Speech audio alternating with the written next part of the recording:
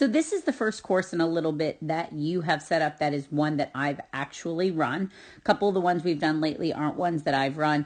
And so I can say on this that I thought that the distances and the angles and the challenges were all set up very realistic, very similar to what was actually set up.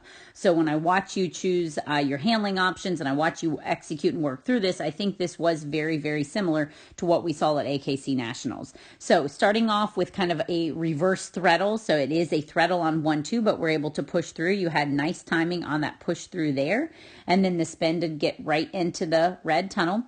Through the gap, I think looks harder on paper than what it ended up being. You can see there, Andy didn't even think about those other two jumps. That send allowing you to get ahead here.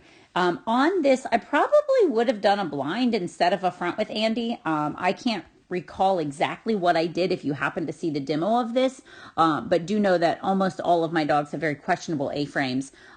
So it might have been one of those things that I fronted to keep an eye and help with the A-frame. I don't feel like that's the case with Andy. I feel like it's real solid. So I might have done the blind cross so that you could make sure you were done with the side change and able to decelerate at that next jump. You can see here you're still exiting the front. So he's on the ground. You're kind of halfway through. So as you open up with those shoulders, it does cue them to go a little bit longer when you have that shoulder rotation away.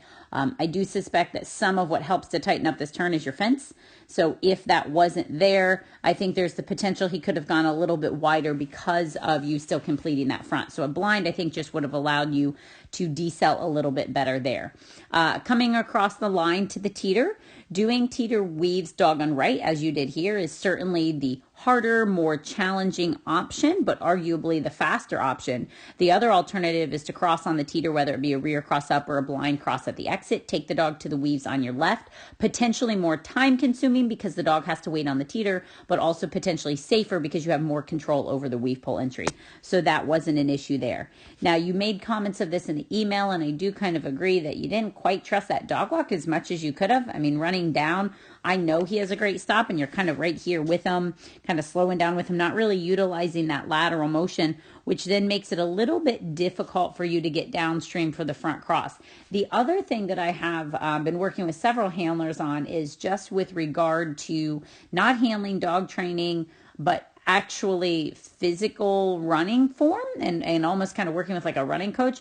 When you come to a stop, it's going to be a lot harder for you to then get your speed built back up. So I think on this one, you can see you came down, you basically came down here to the point of stopping. So now when you release, you have to go from a standstill to get your speed back up. It's a lot easier for the dogs to go from their 0 to 60 than it is the handler.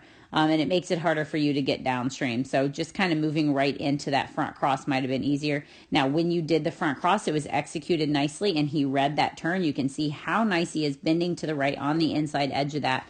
And then the part that really was challenging at Nationals was getting the backside of this red without the tunnel, and Andy didn't even really think about it.